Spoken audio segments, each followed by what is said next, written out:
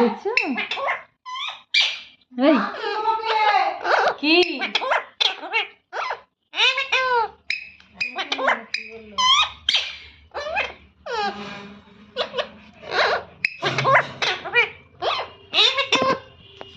বলছি আমি পাগল করে খাবে।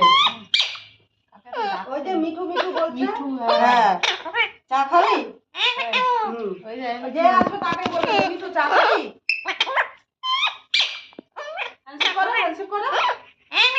আবার কি সুন্দর বলছে। হ্যান্ডশেক করো, সব বলবে। সব বলবে।